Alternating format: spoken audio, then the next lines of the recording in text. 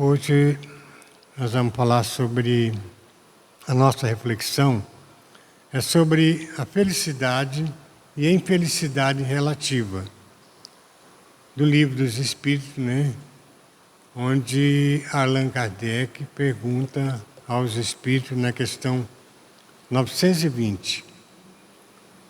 Pode o homem gozar de completa felicidade na Terra? Felicidade absoluta? Os Espíritos respondem: não. Por isso que a vida lhe foi dada como prova e expiação. Dele, porém, depende a suavização de seus males e o ser tão feliz quanto possível na Terra. Então depende unicamente dele a felicidade. Então lhe é dado tudo, para que ele possa ser feliz. Então depende somente dele. Na questão 922, continuando, a felicidade terrestre é relativa à posição de cada um.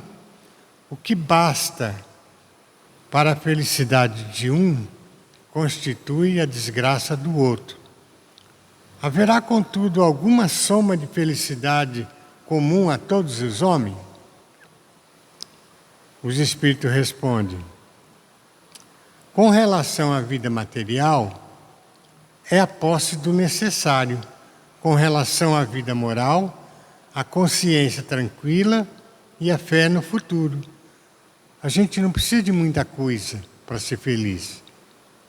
Depende da pessoa. Basta que você tenha, A posse do necessário já basta para que você seja feliz. Na questão 923, por que Deus favorece com dons da riqueza a certos homens o que não parece tê-los merecido? Muitas vezes a gente verifica e fala: puxa vida, a pessoa recebe determinada riqueza, Fala, mas aquela pessoa não merece, mas parece que é uma coisa. Tudo vem para ele e a pessoa não merece isso, E acha que é uma injustiça isso, Os Espíritos respondem: isso significa um favor aos olhos dos que pensam e apenas veem o presente. Mas fica sabendo, a riqueza é, de ordinário, prova mais perigosa do que a miséria. Muitas vezes você pensa que aquilo é uma coisa que vai te favorecer, mas é uma dificuldade muito maior, Uma prova muito maior do que a miséria. E isso você escolheu também antes de você reencarnar. Às vezes você escolheu ter a riqueza para tentar reparar o mal que você fez, na outra encarnação. E isso às vezes não acontece, porque a ambição, o poder, ela sobe a cabeça e você começa a pensar de outra forma, aonde você fracassa na sua reencarnação. Tanto que nas provas de riqueza e de miséria, na questão 814, Kardec pergunta aos Espíritos: por que Deus deu a uns, Deus concedeu a riqueza e o poder e a outros a miséria? Parece, às vezes, até uma injustiça, Mas não, está tudo certinho, tudo a propósito do que Deus quer. Os Espíritos respondem: para experimentá-lo de modo diferente. Além disso, como sabeis, essas provas foram escolhidas pelos próprios Espíritos, que nelas, entretanto, sucumbem com frequência. Então é como nós falamos, os próprios Espíritos escolhem esse tipo de sequência de vida, de riqueza ou de pobreza, eles mesmos escolhem antes de reencarnar, para que possam reparar o mal que ele fez em determinada reencarnação. A pessoas, a humilhação às pessoas, por causa da riqueza. Muitas vezes as pessoas que são ricas são prepotentes, né, arrogantes, acham que são melhores que os outros, porque têm uma certa riqueza. Então isso aí são provas que foi dada a ele para se corrigir, mas muitas vezes não acontece isso, ele não consegue. Na questão 815, qual das duas provas é mais terrível para o homem? A desgraça, né, a pobreza, né, a miséria, ou a riqueza? Os Espíritos respondem: no entanto, uma como a outra. A miséria, ela prova a queixa contra a providência divina. Muitas vezes a pessoa, na pobreza, começa a blasfemar, a se revoltar contra Deus. Por que eu fico nessa miséria, passando tanta dificuldade, mas não consegue entender que ele mesmo escolheu essa prova, para que pudesse evoluir moralmente, espiritualmente, né? E a riqueza? A riqueza, ela incita, né, aos excessos, às paixões, os vícios, né? Não, tenho riqueza, eu posso fazer, posso humilhar, posso cometer desatinos. Então a riqueza, ela incita, né, as pessoas aos excessos, porque não consegue entender, não consegue. Ele veio aqui para tentar melhorar e evoluir. E a riqueza lhe foi dada como um depósito, para que pudesse, né, fazer o bem com aquilo, com aquela riqueza. Mas ele esquece disso. Na questão 816, estando o rico sujeito a maiores tentações, também não dispõe, por outro lado, de mais meio de fazer o bem? Com certeza, né? A gente verifica aí tantas pessoas que têm um poder muito grande, né, de riqueza, e a gente pensa, por que essas pessoas não praticam mais a caridade, não ajudam as pessoas que estão aí na situação de pobreza extrema, né? Mas infelizmente não acontece. Parece que as pessoas, quanto mais rico eles querem ficar, e mais pisando, humilhando, para conseguir mais e mais riqueza. Como se aquilo fosse ele acumular para levar para algum lugar. Então, isso não acontece. A resposta dos Espíritos, né? Mas é justamente o que nem sempre faz. Torna-se egoísta, orgulhoso e insaciável. Com a riqueza, suas necessidades aumentam e ele nunca julga possuir o bastante para si mesmo. Isso é bem característico. E as pessoas, quando tem muito, quanto mais ele tem, mais ele quer, e aquilo é insaciável. Parece que não acaba nunca, e sempre aparece alguma coisa a mais que ele queira. Nunca acaba. Então ele esquece de tudo. Nunca julga possuir assim o necessário. Não, chegou aqui, parou, já está ótimo. Está muito bom. Não. Quanto mais ele quer, mais ele quer possuir. E não importa quem tiver à sua frente, se ele tiver que passar por cima, ele passa, para conseguir tudo o que ele quer. A riqueza e o poder fazem nascer todas as paixões que nos prendem à matéria e nos afastam da perfeição espiritual. Com certeza, né? O poder, né, a riqueza, né, ela tem um poder tão grande de aumentar as paixões, né, das pessoas, né, que prende as pessoas na matéria. A riqueza, por exemplo, né, o dinheiro, as pessoas ficam obcecadas por aquilo. Então, é uma forma de, vamos dizer, de segurar a pessoa, né, de possuir aquela pessoa. E nos afastam da perfeição espiritual. A gente esquece o propósito necessário que precisamos para evoluir espiritualmente. A felicidade não é deste mundo, né? A verdade dessa máxima, né? A felicidade não é deste mundo, com efeito, nem a fortuna, nem o poder, nem mesmo a juventude florescente são condições essenciais da felicidade. Como dizia Jesus a Pilato, meu reino não é desse mundo. Quando ele esteve na presença de Pilatos, né, que Pilatos perguntou onde que é o seu reino, né? Cadê o seu é rei? Não, meu reino não é desse mundo, né? Assim, tanto que o poder, a fortuna, né, a juventude, que a juventude se esvai. Quando você vê, você já está lá na frente e a juventude ficou lá no passado. Nem isso aí é sinal de felicidade, são condições essenciais da felicidade. Se fosse assim, a riqueza, a juventude, o poder, né, é uma felicidade relativa. Rapidinho ela se esvai, vai embora e não volta mais. Aí você só fica na saudade, né, pensando que ficou para trás e não aproveitou para fazer o que teria que ser feito quando você reencarnou. Que o seu propósito era um.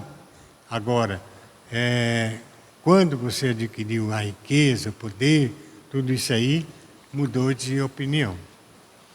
As compensações que Jesus promete aos aflitos na terra não podem ocorrer senão na vida futura. Então Deus promete, quando Ele diz, vinde a mim todos que estáis cansados e aflitos, que eu vos aliviarei. Ele promete no futuro, né, essa vida, né, essa felicidade. As causas das atuais aflições e infelicidade são vítimas da imprevidência, orgulho e da ambição. Então nós mesmos, né, que provocamos e somos responsáveis pelas nossas aflições. Porque o orgulho, a imprevidência, a ambição, né, tudo isso aí vai gerar as aflições que nós plantamos. Que nós plantamos, nós vamos colher, com certeza. Parece que é uma coisa assim muito, muito vaga, né? Mas, na realidade, pode passar muito tempo, né? Mas a gente consegue ver e fala, puxa vida, a pessoa está colhendo o que plantou.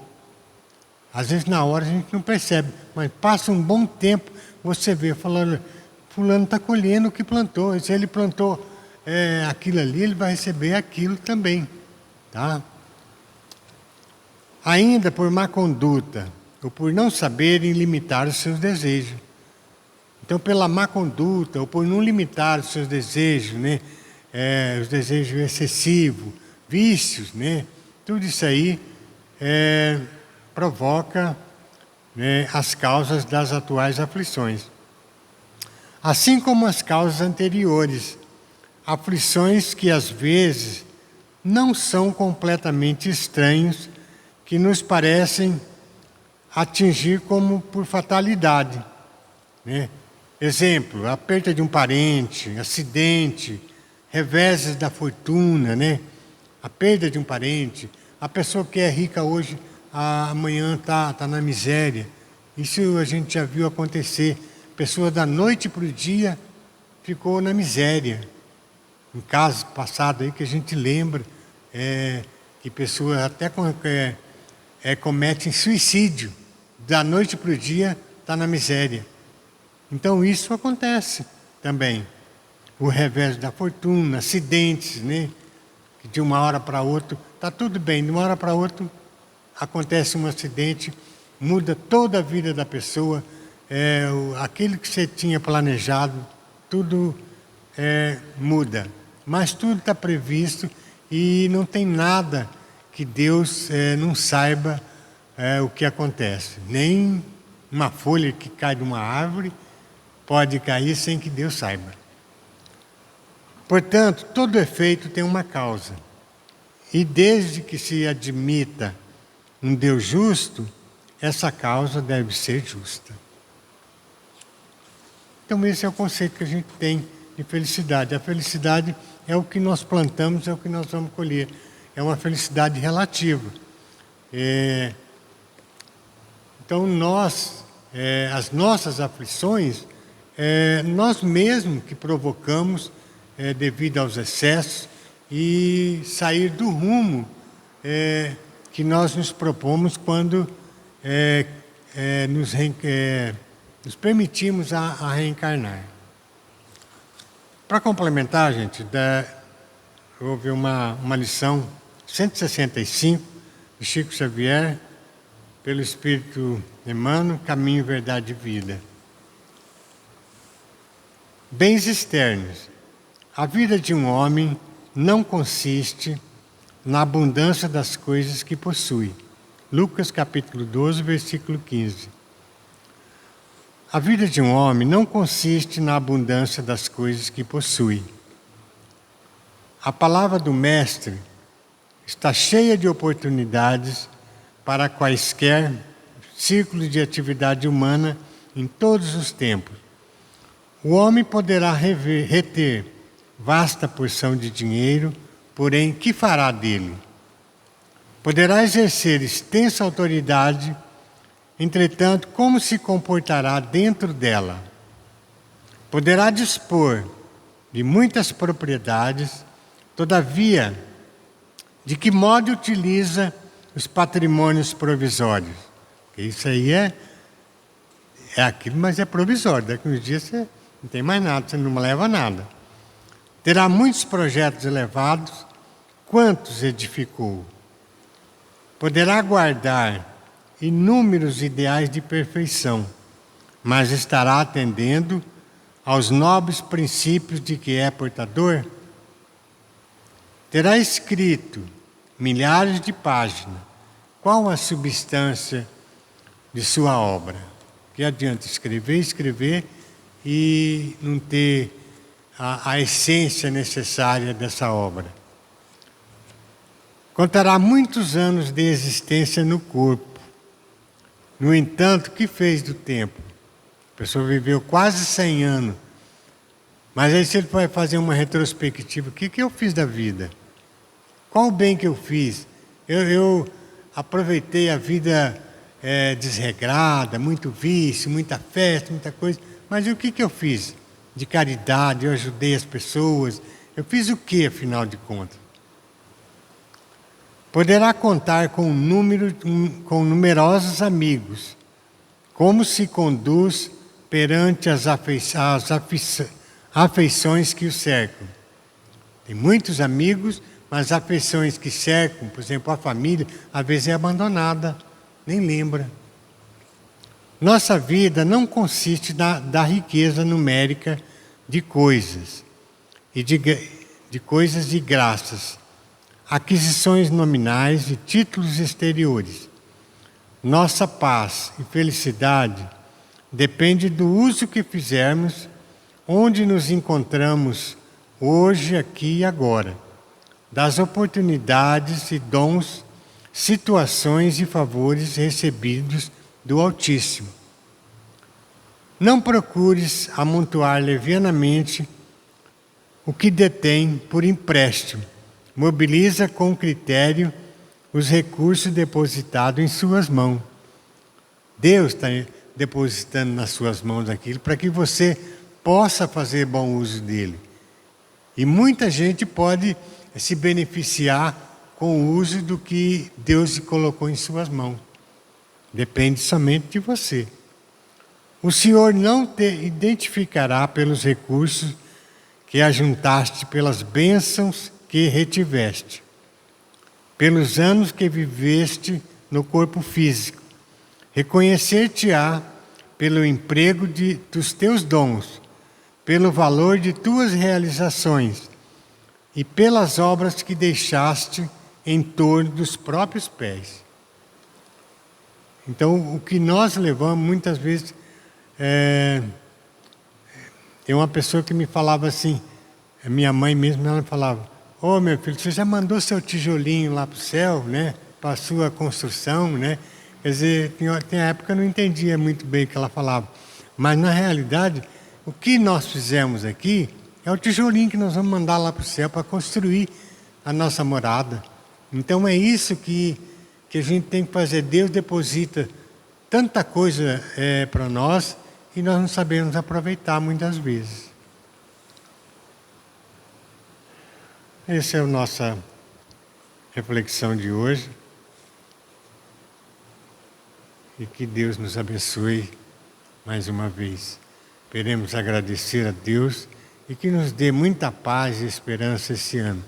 E que nós possamos contar com nossos irmãos mais ativamente esse ano, né?